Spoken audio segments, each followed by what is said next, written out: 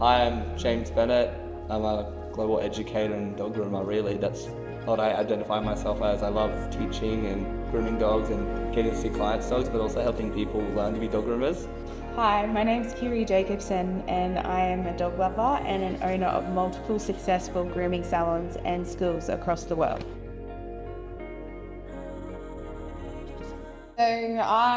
My mum and dad, they grew up in the dog world, kind of thing in the show dog world though. So they started with Samoyeds, so big white fluffy dogs.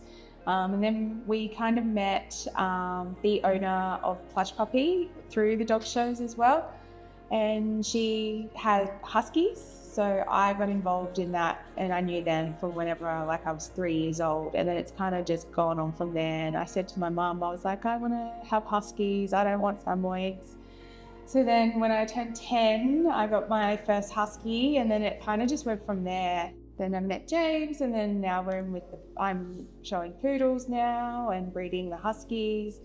So it's just a flow-on effect.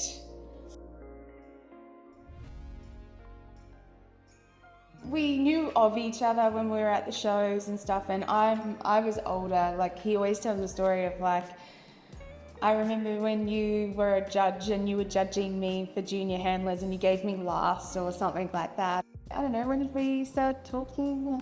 I got maybe 7.5 years ago. We started to obviously become quite close friends, and it just kind of built from there. Yeah.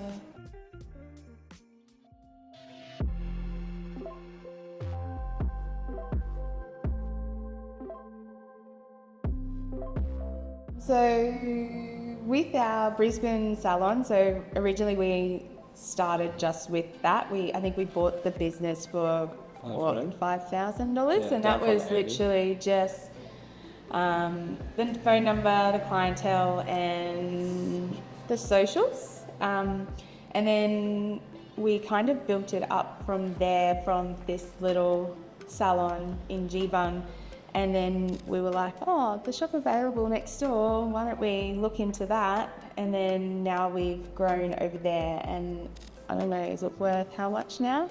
We went from a business when we bought it that was like $300,000 a year loss to a business that's nearly making $1 million a year in revenue, and with a team of 10 or 11. So for us, it was just such a amazing piece to be a part of. When we first started, it was just James working in the salon by himself, and then to have a team of 10 is crazy. And then since then, we've now then gone to Melbourne and have done the same thing, basically.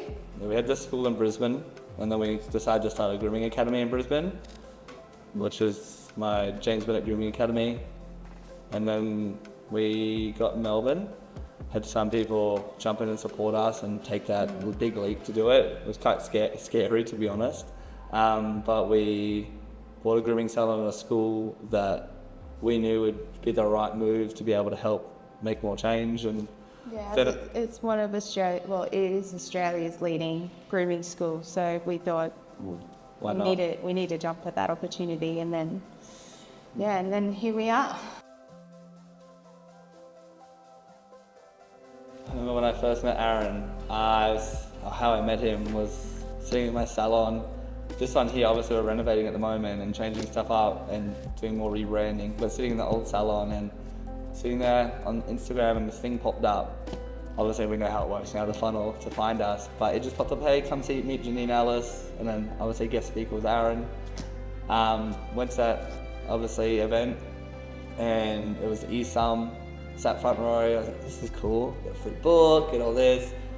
Janine Ellis didn't come out straight away, as we all get to know later on, but his knowledge was so impressive. And then obviously went from there and went to Empire Master, and Kirri and I went along, and he delivered a message on, I think it was the second day, that hit me. Growing up quite poor myself, like housing commission, single mum, siblings, we didn't have the best life, and she always tried her best, but Aaron spread it, like sharing his message, saying they had a very similar thing. There was drugs, there's alcohol, there's all those things involved, and mine was the same, so I could really relate. And he had said something about sharing a message or putting your hand up and sharing like those type of things and blockages. And big thing for me to put my hand up at that point to do it, and I just felt like I should share my message. And when he shared that and I put my hand up, I was a bit emotional with that, because I hadn't really told it on a scale like that, to come back from a life that we had. And I lost my mum when I was 16. So I had learning what he had said and understanding it.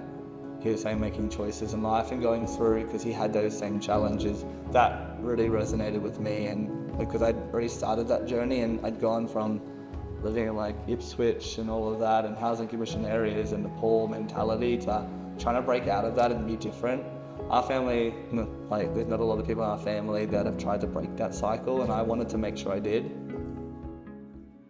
Having Aaron say it about himself and his wife, and he's like, yeah, so my wife's in government, etc. And I'm like this, and Kirri's like, and when he said it, Kirri looked at me, and he looked straight at us and looked down, and Kirri's like, fuck my life, this is it. She was like, this is what this is our life. And he looked at us exactly when he said it and kind of laughed, because we were laughing about it. She's like, and from there, it's just, yeah, it's pretty funny. Yeah, very true. He changed our life. They absolutely changed our life in so many ways. And I remember he said something to us at one of the immersions, the life immersion, to me, just to kind of get out of our own way. And we were doing stuff a lot. We'd done a lot. But I remember he just said, you've done so much now, you just listen and keep listening. Imagine what's possible. If you get out of your own way, let's just do it. He said something different than Kirri, but that there just kind of set our year up. That was nearly a year ago now, and it took us on the craziest journey. Yeah. Some strange stories. Yeah, write a book. Yeah. Some crazy stories, honestly. It would be a couple different editions for sure. Things you just can't even write about. You think about it like, yeah, it's a movie. Nah, legit, you couldn't even write it, hey? Yeah, no. So many ups and downs, but yeah. The ups outweigh the downs every time. Every time. I'm so lucky to live the life we live, and we get to have such an amazing life and show dogs, play with dogs, be around pets and animals all the time. I don't think there's really a better job, really, personally.